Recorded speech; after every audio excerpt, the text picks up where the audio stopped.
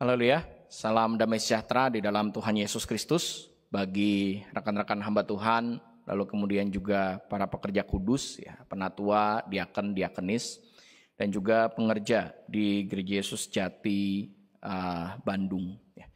Bersyukur pada Tuhan bahwa pada kesempatan kali ini kita bisa bersama-sama mengingat dan menguduskan hari Sabat, dan juga kita mengadakan kebaktian kebangunan rohani dengan satu tema, yaitu membangun kembali tembok yang rusak. Di dalam nama Tuhan Yesus Kristus menyampaikan renungan firman Tuhan. Tema daripada KKR kita pada kesempatan kali ini diambil dari kitab Mika pasal yang ke-7 ayat yang ke-11. Ya. Mika pasal yang ke-7 ayat yang ke-11, akan datang suatu hari bahwa pagar tembokmu akan dibangun kembali. Pada hari itulah perbatasanmu akan diperluas. Ya. Ini adalah merupakan nubuat daripada Nabi Mika. Ya. Nubuat daripada Tuhan yang disampaikan melalui perantaraan daripada Nabi Mika kepada orang-orang Israel. Dikatakan bahwa akan datang suatu hari bahwa pagar tembokmu akan dibangun kembali. Ya. Nubuat ini kita telah sama-sama pelajari bukanlah berbicara mengenai secara jasmani, tetapi adalah berbicara mengenai rohani. Ya. Pagar tembok dibangun kembali, yaitu pagar tembok Yerusalem, itu bukan berbicara mengenai kota Yerusalem secara jasmani yang ada di Israel, tetapi adalah berbicara mengenai Yerusalem rohani, Yerusalem surgawi, yaitu Sion, gunung kudus Tuhan. Yaitu perwujudannya di dalam dunia adalah gereja. Bahwa ketika Tuhan mendirikan gereja, itu adalah seperti kota kudus dengan temboknya. Dan tembok tersebut memberikan rasa aman bagi orang-orang yang ada di dalamnya. Tembok tersebut memberikan martabat atau kehormatan bagi orang-orang yang ada di dalamnya. Dan juga tembok tersebut membedakan antara orang-orang yang ada di dalam dengan yang ada di luar tembok. Dan kita telah melihat bahwa memang orang-orang Kristen itu seperti ada di dalam sebuah kota dengan dikelilingi tembok kota. Yang membuat walaupun orang-orang Kristen pada zaman para rasul penampilannya itu sama dengan orang-orang Yahudi lainnya. Tetapi orang-orang Yahudi pada umumnya tidak berani untuk menggabungkan diri. Dan mereka menaruh rasa hormat kepada orang-orang Kristen. Dan orang-orang Kristen, gereja pada saat itu ketika terjadi penganiayaan, mereka tersebar keluar dari Yerusalem, tetapi mereka bukan menyembunyikan diri mereka, mereka kemanapun mereka pergi, mereka memberitakan Injil. Ada rasa aman walaupun ada penganiayaan yang terjadi yang mereka hadapi. Dan itu semua karena ada tembok rohani yang melindungi mereka. Tetapi seperti yang dinubuatkan oleh Tuhan, seperti kota Yerusalem diserang oleh kerajaan Babel dan tembok kota Yerusalem itu runtuh. Demikian juga gereja pada zaman para rasul mengalami kehancuran secara rohani, bukan secara jasmani. Secara jasmani gereja terus berkembang. Gereja terus bertambah besar dan bahkan menjadi bagian penting daripada negara-negara. Tetapi secara rohani, tembok kota runtuh. Dan tidak ada lagi perlindungan, tidak ada lagi pembedaan, tidak ada lagi kehormatan atau martabat daripada orang Kristen. Tetapi seperti dinubuatkan oleh Mika, yaitu akan datang suatu hari bahwa pagar tembokmu akan dibangun kembali. Yaitu pada saat Roh Kudus hujan akhir dicurahkan. Pada saat itulah pagar tembok kota Yerusalem surgawi dibangun kembali. Dan apa yang menjadi tembok kota yang kita harus bangun kembali? Pada kesempatan kali ini kita sama-sama melihat yang pertama adalah kebenaran. Apa yang disebut dengan kebenaran? Kalau kita melihat ya pada pemikiran yang ada di dalam dunia ya. Dunia ya, berpikir atau mereka dunia berpendapat bahwa kebenaran itu adalah sesuatu yang bersifat subjektif ya. Bahwa kebenaran itu tergantung kepada kelompok ya, kelompok yang ada. Jadi tidak bisa dikatakan ada sebuah kebenaran yang mutlak, tidak bisa dikatakan ada sebuah kebenaran yang absolut yang diakui oleh semua orang yang ada di dalam dunia ini. Karena contoh misalnya ya, mengenai membunuh atau menghilangkan nyawa seseorang. Ada kelompok-kelompok masyarakat yang melihat bahwa membunuh orang lain itu bukanlah merupakan sebuah kesalahan. Tetapi justru adalah merupakan sebuah kebanggaan ketika dia bisa membunuh, bisa mengambil nyawa musuhnya. Ada suku-suku yang kelompok-kelompok masyarakat yang mempunyai pandangan tersebut. Secara umum kita tahu membunuh bagi orang-orang adalah merupakan sebuah kesalahan. Tetapi ada kelompok-kelompok di dalam dunia yang memang mempunyai pandangan yang berbeda. Nah, sehingga dari situ ya sebagai salah satu contoh menyatakan bahwa kebenaran di dalam dunia ini tidak ada kebenaran yang mutlak. Kebenaran yang ada di dalam dunia ini adalah bersifat relatif atau bersifat subjektif. Tergantung pada di mana atau di kelompok apa kita dilahirkan dan dibesarkan. Tetapi kita kembali sama-sama melihat ya, merenungkan. Apakah memang benar tidak ada kebenaran yang mutlak? Ya. Sebenarnya dari dunia sendiri kita bisa melihat bahwa secara samar-samar kita bisa melihat ada kebenaran yang mutlak. Karena ada nilai-nilai yang tetap bertahan dan tersebar luas dan tidak berubah dengan berjalannya waktu. Walaupun memang ada nilai-nilai yang tidak diakui oleh seluruh kalangan masyarakat, oleh seluruh manusia di dunia ini, tetapi ada nilai-nilai yang secara umum diakui oleh manusia yang hidup di dalam dunia ini. Dan nilai-nilai tersebut terus ada, walaupun generasi demi generasi berganti. Misalnya tadi ya, kembali jangan membunuh atau menghilangkan nyawa orang lain.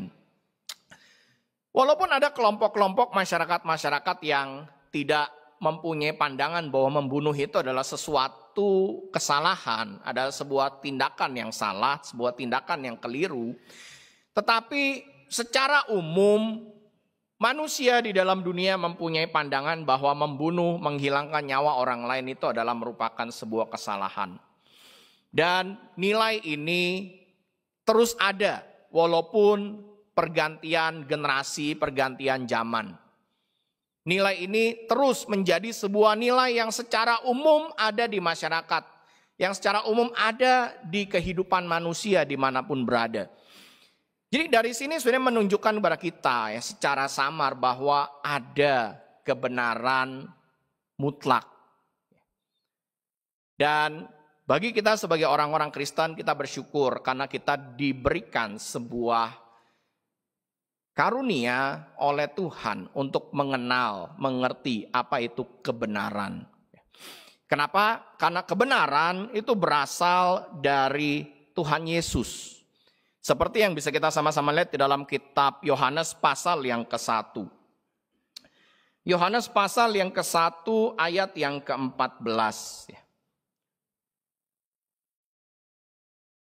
Yohanes pasal 1 ayat yang ke-14. Firman itu telah menjadi manusia dan diam di antara kita. Dan kita telah melihat kemuliaannya. Yaitu kemuliaan yang diberikan kepadanya sebagai anak tunggal Bapa penuh kasih karunia dan kebenaran. Dan kemudian ayat yang ke-17. Sebab hukum Taurat diberikan oleh Musa, tetapi kasih karunia dan kebenaran datang oleh Yesus Kristus.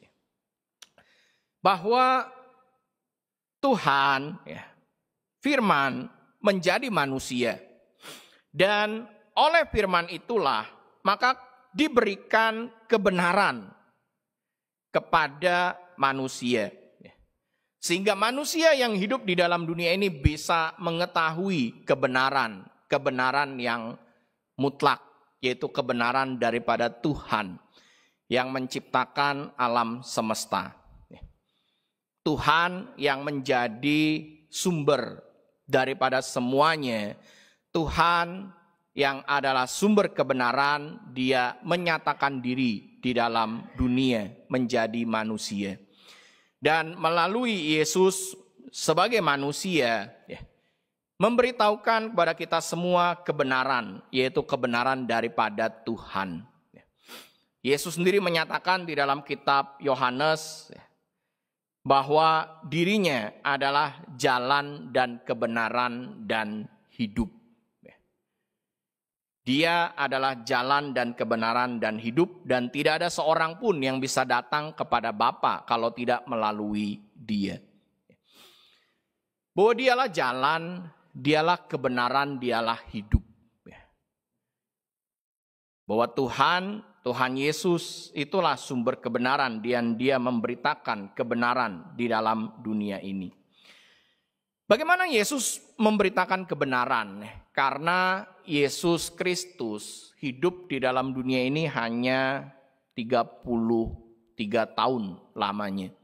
Hanya sekitar 30 tahun dia hidup, dan dalam hidupnya selama 30 tahun lebih, selama kira-kira 33 tahun itu, hanya 3 tahun dia pergi berkeliling membawa murid-muridnya dan memberitakan kerajaan Allah. Jadi dari mulai dia lahir sampai dia berusia 30, ketika dia dibaptis oleh Yohanes Pembaptis, dia hidup seperti orang-orang Yahudi pada umumnya. Dia menempuh pendidikan di dalam hukum Taurat, dia ada bekerja di masyarakat, dan baru kemudian ketika dia datang kepada Yohanes Pembaptis untuk dibaptis oleh Yohanes Pembaptis sesuai dengan kehendak Bapa, sesudah itu barulah kemudian dia memberitakan kebenaran. Kita pada saat sekarang ini, kita tentu tidak melihat Yesus, karena Yesus sudah terangkat ke surga. Tapi kebenaran yang ada di dalam dunia ini, kebenaran yang kita miliki, kebenaran yang gereja miliki, itu adalah bersumber daripada Tuhan Yesus. Tuhan ketika dia hidup di dalam dunia ini, dia memanggil murid-murid, dan dari murid-muridnya ada 12 orang yang dia jadikan sebagai rasul. Rasul itu artinya adalah duta atau utusan. Seperti negara Indonesia mengutus duta besar ke negara-negara yang menjalin hubungan dengan Indonesia. Dan duta-duta besar itu menjadi perwakilan daripada negara Indonesia. Ketika ada kegiatan, ketika ada upacara di negara-negara tersebut, maka duta-duta besar itulah yang hadir di kegiatan-kegiatan itu. Tidak perlu presiden langsung yang hadir di dalam kegiatan-kegiatan tersebut, tetapi cukup bisa diwakilkan dengan duta besar yang ada di negara tersebut. Rasul-rasul itu adalah merupakan duta, utusan daripada Tuhan. Sehingga walaupun Tuhan Yesus tidak ada di situ, tetapi melalui para rasullah, maka dunia bisa mengenal kebenaran. Melalui para rasul, melalui pengajaran daripada para rasul dan para nabi, maka kita bisa mengerti apa yang disebut sebagai kebenaran. Dan kita bisa melihat di dalam Alkitab secara lebih khusus lagi bahwa Walaupun para rasul yang pergi memberitakan Injil, tetapi sebenarnya yang memimpin mereka itu adalah Roh Kudus, adalah Tuhan Yesus sendiri yang datang kembali dalam roh, yaitu Roh Kudus. Kita bisa melihat beberapa hal di dalam Alkitab, yaitu yang pertama kita lihat di dalam Kisah Rasul. Di dalam Kisah Rasul pasal yang ke-1 ayat yang ke-4 sampai ayat yang ke-5. Kisah Rasul pasal yang ke-1 ayat yang ke-4 sampai ayat yang ke-5. Pada suatu hari ketika ia makan bersama-sama dengan mereka, dia melarang mereka meninggalkan Yerusalem dan menyuruh mereka tinggal di situ menantikan janji Bapa yang demikian katanya. Telah kamu dengar daripadaku, sebab Yohanes membaptis dengan air, tetapi tidak lama lagi kamu akan dibaptis dengan Roh Kudus. Lalu kemudian kita sama-sama lihat di dalam ayat yang ke-12. Maka kembalilah rasul-rasul itu ke Yerusalem dari bukit yang disebut Bukit Zaitun, yang hanya seperjalanan sabat jauhnya dari Yerusalem.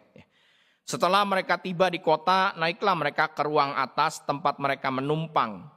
Mereka itu ialah Petrus dan Yohanes, Yakobus dan Andreas, Filipus dan Thomas, Bartolomeus dan Matius, Yakobus bin Alfeus dan Simon orang Zelot dan Yudas bin Yakobus. Ini adalah 12 rasul, kecuali Yudas Iskariot, karena memang Yudas Iskariot telah mengkhianati Yesus. Dia telah membunuh dirinya, maka memang hanya 11 orang yang ada disebutkan dalam Kisah Rasul pasal 1 ayat 13. 12 rasul ini adalah orang-orang yang dari sejak Yesus mulai memberitakan Injil, memberitakan kerajaan Allah, mengikuti Yesus. Dan kita bisa baca di dalam kitab Yohanes pasal yang ke-4 bahwa mereka ketika mengikuti Yesus, mereka membaptis orang-orang. Tapi sesudah Yesus terangkat ke surga, apa yang mereka lakukan? Mereka tidak membaptis orang-orang. Padahal Tuhan berikan perintah kepada mereka untuk pergi memberitakan Injil. Untuk mengajar banyak orang dan menjadikan orang-orang itu sebagai muridnya. Dan apa lagi yang mereka harus kerjakan? Di dalam kitab Matius pasal yang ke-28 dikatakan, pergilah jadikanlah semua bangsa muridku dan baptislah mereka dalam nama Bapa dan Anak dan Roh Kudus. Membaptis bagi 12 rasul, bagi para rasul itu bukan satu hal yang baru. Dari mereka mengikuti Yesus, mereka itu sudah biasa membaptis orang. Tapi ketika Yesus terangkat ke surga, sebelum Yesus terangkat ke surga, Yesus mengatakan kepada mereka bahwa mereka harus menunggu Roh Kudus dicurahkan, barulah kemudian mereka membaptis orang. Maka itulah yang mereka kerjakan. Baru sesudah Roh Kudus dicurahkan dalam Kisah Rasul pasal yang kedua, barulah kemudian Petrus berkhotbah dan kemudian mengatakan kepada orang banyak. Dalam Kisah Rasul pasal 2 ayat 38, bertobatlah, berilah dirimu dibaptis dalam nama Yesus Kristus untuk pengampunan dosamu, maka kamu akan menerima karunia Roh Kudus. Barulah dari situ para rasul membaptis orang banyak. Dari situ mereka memberitakan Injil tentang Yesus Kristus, memberitakan keselamatan di dalam Yesus Kristus, dan mereka membaptis orang di dalam nama Yesus Kristus. Sebenarnya dari sini, dari urutan bagaimana para rasul itu mulai bekerja untuk membaptis orang banyak, untuk mengajar, dari situ kita bisa melihat bahwa apa yang dikerjakan oleh para rasul ini bukan inisiatif mereka sendiri, tetapi adalah oleh karena pimpinan daripada Tuhan. Bahwa Tuhan mencurahkan Roh Kudus-Nya dan kemudian memimpin para rasul, memimpin orang-orang percaya untuk menerima baptisan air, memimpin para rasul untuk membaptis orang-orang banyak di dalam nama Yesus Kristus. Dan kita sama-sama renungkan. Ketika para rasul mereka memberitakan Injil, pemberitaan Injil mereka, pengajaran yang mereka sampaikan, itu adalah daripada Tuhan. Karena kita coba sama-sama lihat ya, di dalam kitab Galatia, pasal yang ke-1 ayat 8 sampai ayat yang ke-9. Galatia pasal 1 ayat 8 sampai ayat yang ke-9. Galatia 1 ayat 8 sampai 9. Tetapi sekalipun kami atau seorang malaikat dari surga yang memberitakan kepada kamu suatu Injil yang berbeda dengan Injil yang telah kami beritakan kepadamu, terkutuklah dia. Seperti yang telah kami katakan dahulu, sekarang ku katakan sekali lagi. Jikalau ada orang yang memberitakan kepadamu suatu Injil yang berbeda dengan apa yang telah kamu terima, terkutuklah dia. Paulus mengatakan di dalam suratnya kepada jemaat di Galatia, bahwa jangan sampai jemaat di Galatia ini kemudian berubah, berbalik daripada Tuhan dengan mengikuti Injil lain. Dan dari mana Injil itu atau dari mana Injil lain ini berasal? Dikatakan oleh Paulus, sekalipun kami atau seorang malaikat dari surga memberitakan kepada kamu suatu Injil yang berbeda dengan Injil yang telah kami beritakan kepadamu, terkutuklah dia. Paulus bukan berbicara mengenai orang lain. Paulus berbicara mengenai dirinya. Bahwa jikalau dia datang kembali kepada jemaat di Galatia dan kemudian mengajarkan sesuatu yang berbeda dari yang dulu dia pernah ajarkan, terkutuklah dia. Jadi artinya dia yang memberitakan Injil, dia yang mengajar, dia tidak bisa mengubah apa yang telah dia ajarkan. Padahal kita lihat di dalam kitab Efesus ya, bahwa gereja dibangun ya, dengan pengajaran daripada para rasul dan para nabi. Ya. Tetapi disampaikan oleh Rasul Paulus bahwa mereka para rasul yang telah mengajar, mereka sendiri tidak bisa mengubah apa yang telah mereka ajar. Hal ini tentu berbeda ya. Kalau kita di sekolah atau kalau anak kita di sekolah, guru itu bisa salah. Sehingga sesudah dia mengajar, mungkin besoknya atau lusanya dia meralat, mengkoreksi apa yang 2 hari lalu dia ajarkan. Tapi dalam keimanan tidak bisa demikian. Bahwa apa yang telah diajarkan oleh para rasul dan para nabi, apa yang telah mereka sampaikan, mereka sendiri tidak bisa mengkoreksi, tidak bisa mengubah apa yang dulu pernah mereka sampaikan. Kenapa? Karena apa yang mereka sampaikan itu bukan berasal dari diri mereka sendiri. Tetapi apa yang mereka sampaikan itu adalah berasal dari Tuhan. Dan kita juga melihat ya bagaimana proses kebenaran itu diberikan kepada orang percaya. Kita bisa melihat di dalam kitab Kisah Para Rasul ya, sebagai satu contoh adalah baptisan air. Kisah Rasul pasal yang kedua, ya.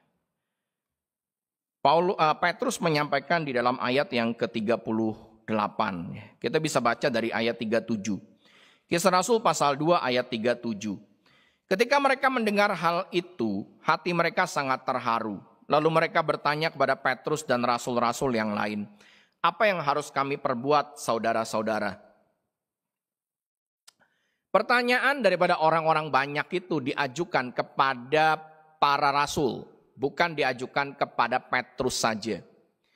Dikatakan dengan jelas dalam ayat 37, mereka bertanya kepada Petrus dan rasul-rasul yang lain. Apa yang mereka katakan? Apa yang harus kami perbuat saudara-saudara? Ya. Mereka bukan berkata apa yang harus kami perbuat Petrus, ya, tapi apa yang harus kami perbuat saudara-saudara. Pertanyaan ini diajukan kepada para rasul.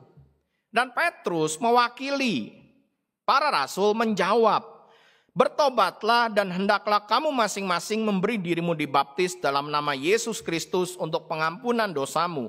Maka kamu akan menerima karunia Roh Kudus. Pernyataan Petrus ini tidak ada rasul lain yang menyanggah. Tidak ada yang mengatakan, bukan seperti itu. Tetapi hendaklah kamu memberi dirimu dibaptis dalam nama Bapa dan Anak dan Roh Kudus. Karena itu kan yang dikatakan oleh Yesus dalam Matius pasal 28 ayat 19-20. Pergilah, jadikanlah semua bangsa muridku, baptislah mereka dalam nama Bapa dan Anak dan Roh Kudus. Itu dikatakan oleh Yesus kepada 12 rasul, kepada 11 rasul. Tapi 11 rasul itu dalam hari Pentakosta, mereka semua sepakat dengan apa yang dikatakan oleh Rasul Petrus. Bahwa orang-orang banyak itu harus memberi diri mereka dibaptis dalam nama Yesus Kristus. Tidak ada dari antara rasul-rasul yang katakan, bukan Rasul Petrus, bukan Petrus. Dibaptis itu harus dalam nama Bapa dan Anak dan Roh Kudus. Tapi hal itu tidak terjadi. Semuanya para rasul sepakat bahwa seseorang dibaptis itu harus dalam nama Yesus Kristus. Dan itu adalah untuk pengampunan dosa. Nah,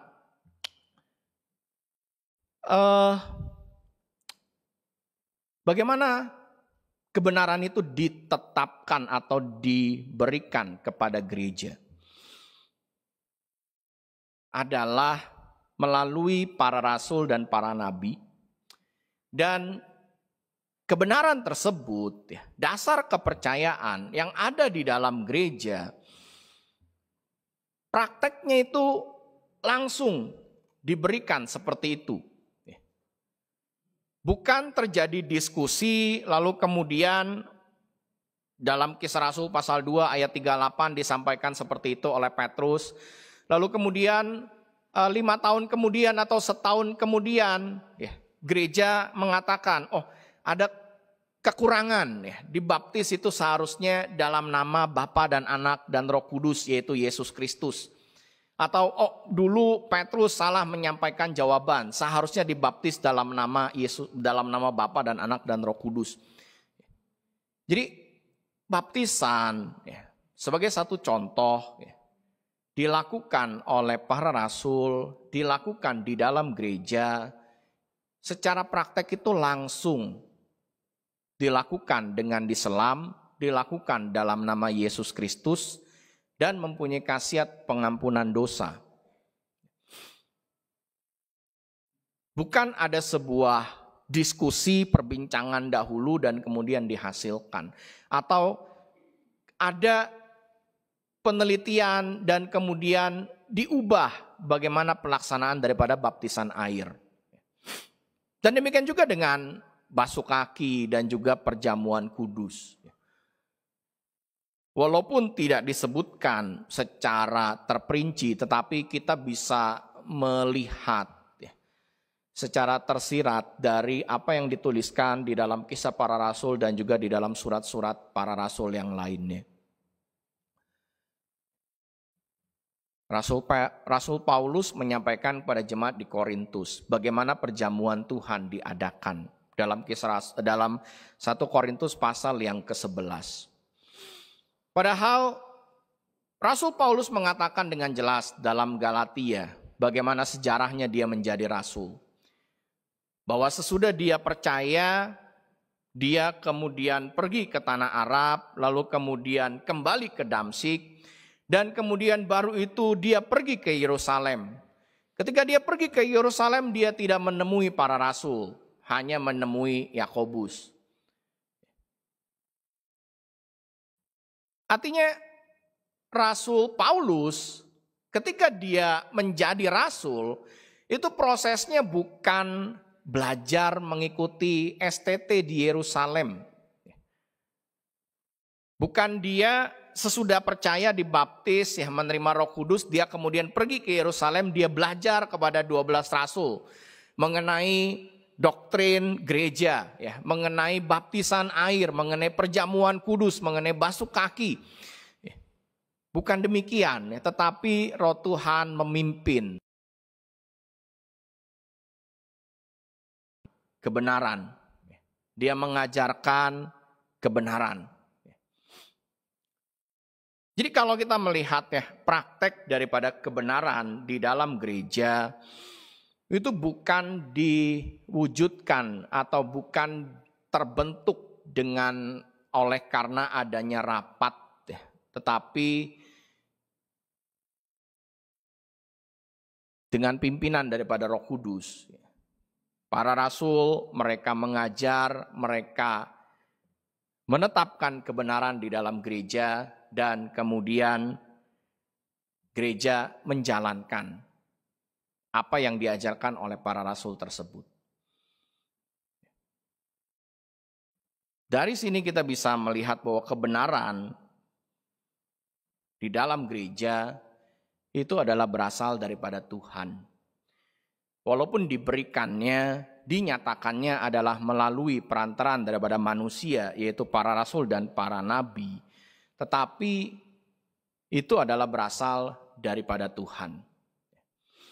Baru kemudian para rasul itu menyusun secara terstruktur penjelasan daripada praktek kebenaran yang mereka lakukan. Baru kemudian dalam 1 Korintus ya, pasal yang ke-10, pasal yang ke-11, lalu kemudian Yohanes menulis di dalam Injil Yohanes pasal yang ke-6 ya, mengenai penjelasan daripada perjamuan kudus yang telah mereka praktekkan di dalam kehidupan mereka bergereja. Apa artinya perjamuan kudus itu? Bahwa perjamuan kudus itu adalah kita pribadi menerima atau memakan daging dan meminum darah anak manusia. Dan kita secara satu gereja adalah ada di dalam persekutuan dengan menggunakan roti dan dengan menggunakan anggur tersebut. Baru kemudian para rasul memberikan penjelasan, pengajaran mengenai praktek-praktek kebenaran yang mereka lakukan, yang gereja lakukan. Dan tidak ada perubahan. Setelah para rasul itu memberikan penjelasan mengenai praktek-praktek daripada kebenaran, tidak ada perubahan dalam melakukan kebenaran tersebut. Tidak ada perubahan dalam baptisan air, tidak ada perubahan dalam basuh kaki, tidak ada perubahan dalam perjamuan kudus. Dan demikian juga, ya, kalau kita melihat sejarah gereja kita, ya, demikian juga gereja kita. Bahwa gereja kita ya, dalam melakukan sakramen-sakramen, ya, ketika para pendahulu gereja kita merintis, ya, memberitakan Injil, mereka melakukan baptisan air, basuh kaki dan perjamuan kudus dan yang lainnya seperti yang dilakukan oleh para rasul. Seperti yang terjadi dengan gereja para rasul. Jadi baptisan air itu atau praktek kebenarannya itu dilakukan, baru kemudian disusun penjelasan daripada praktek kebenaran yang dilakukan di dalam gereja, yang sudah berjalan, yang sudah dilakukan di dalam gereja. Dan tidak ada revisi mengenai praktek yang sudah dilakukan selama ini, karena tidak ada kesalahan di dalam praktek yang dilakukan. Dari sini kita tahu bahwa kebenaran itu bukan berasal dari manusia, tetapi adalah dari Tuhan. Tuhan memberikan kepada manusia, memang melalui perantaraan daripada manusia.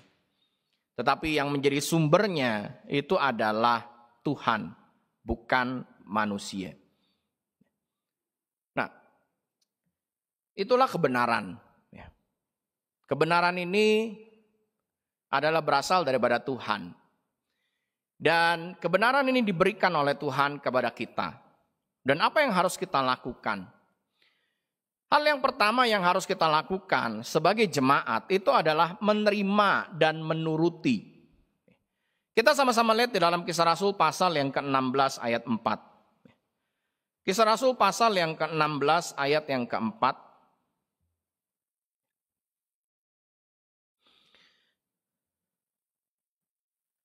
Kisah Rasul pasal 16 ayat 4.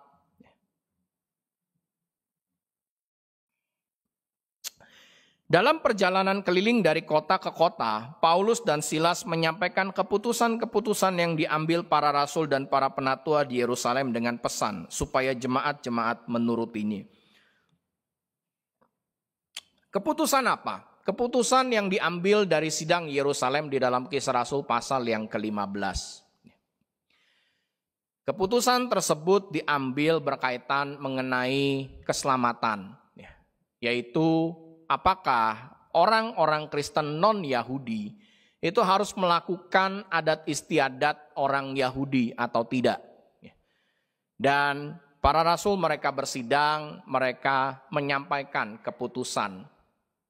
Dan keputusan itu disebarkan kepada gereja-gereja yang ada di seluruh dunia. Dan dikatakan di dalam ayat 4 bahwa pesan daripada para penatua dan para rasul mengenai keputusan tersebut adalah supaya jemaat-jemaat menuruti. Jadi apa yang diputuskan mengenai kebenaran, sikap kita sebagai jemaat itu adalah menuruti.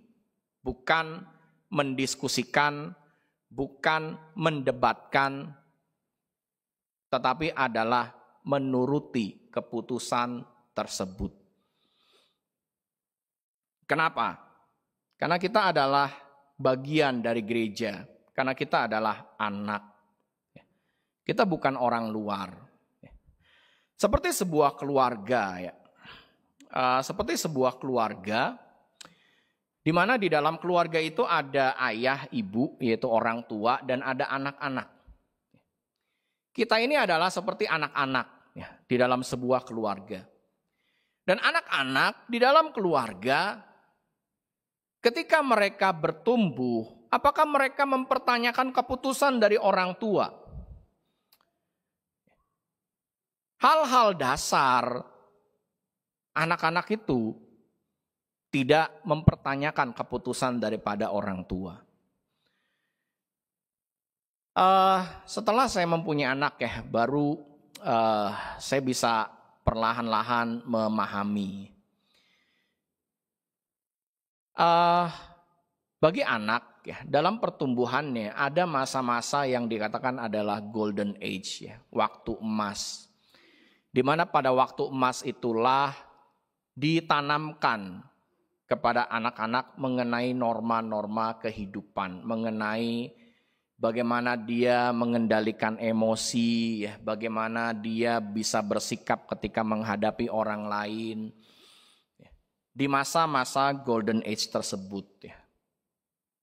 Sampai kira-kira mungkin 5 tahun saya lupa lebih tepatnya golden age ini. Di masa-masa itulah kita menanamkan kepada mereka mengenai nilai-nilai norma-norma kehidupan.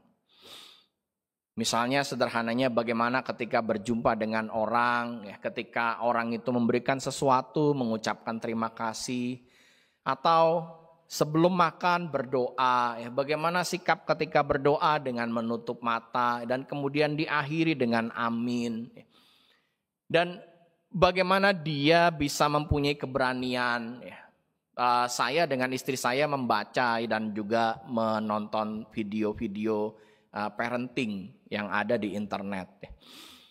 Disampaikan bagaimana golden age ini adalah merupakan masa-masa yang penting karena disitulah kita orang tua menanamkan dasar-dasar untuk pertumbuhan daripada anak tersebut.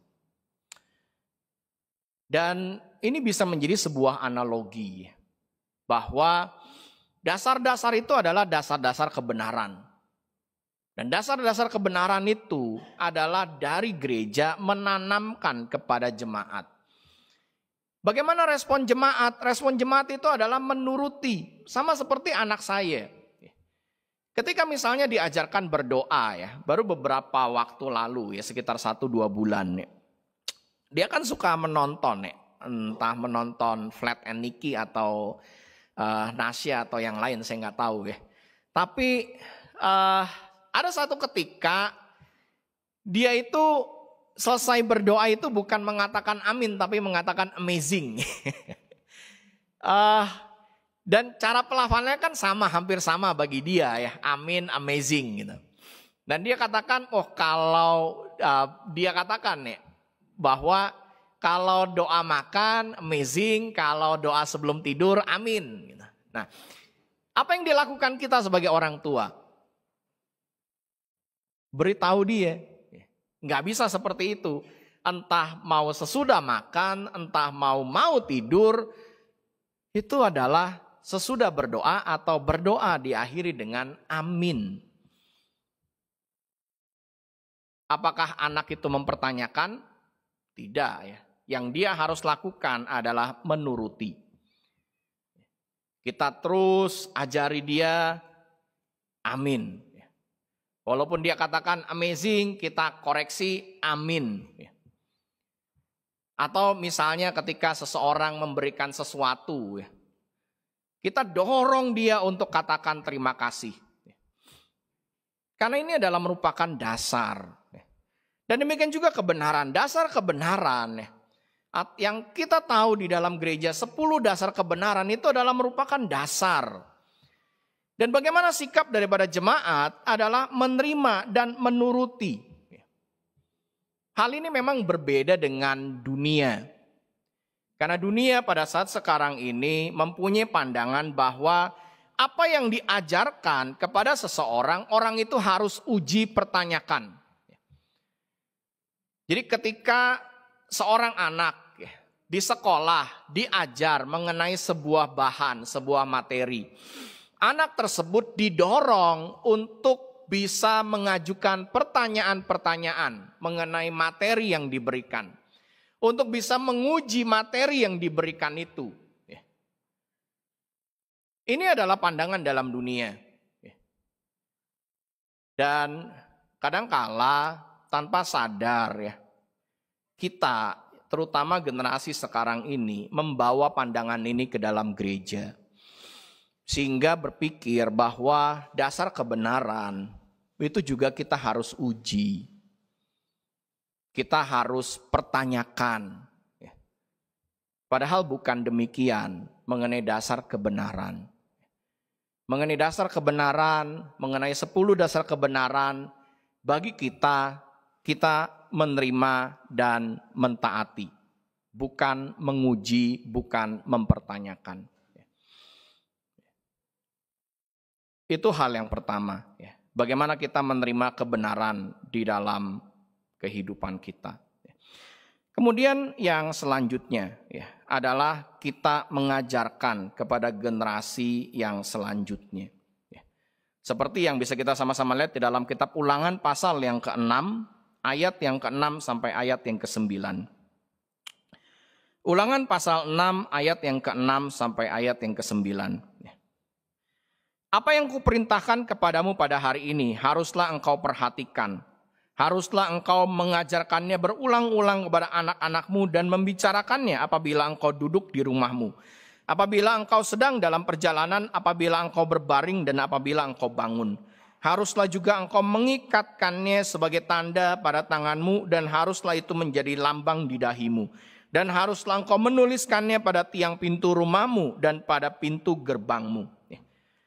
Musa ingatkan kepada orang-orang Israel bahwa apa yang telah diajarkan kepada mereka, apa yang telah diperintahkan kepada mereka, itu harus mereka ajarkan kepada generasi selanjutnya, kepada anak-anak mereka. Dan mereka harus lakukan itu berulang-ulang. Sama seperti tadi anak saya. Bukan sekali dikatakan berdoa diakhiri dengan kata amin, kemudian dia besoknya atau selanjutnya ketika berdoa makan malam, kemudian mengatakan amin, dia tetap katakan amazing. Tapi kembali lagi kita katakan bukan amazing, amin. Sampai sehari, 2 hari, 3 hari, Hari ketiga mungkin dia berubah, dia katakan amin. Tetapi kemudian seminggu kemudian bisa terjadi. Doa makan dia katakan amazing. Dia katakan kembali, kita ulang kembali amin, bukan amazing. Memang seperti itulah kita menanamkan nilai. Menanamkan dasar-dasar kebenaran, yaitu berulang-ulang. Biarlah untuk selanjutnya kita sama-sama lanjutkan dalam sesi yang kedua. Kita sama-sama tundukkan kepala, kita berdoa di dalam hati.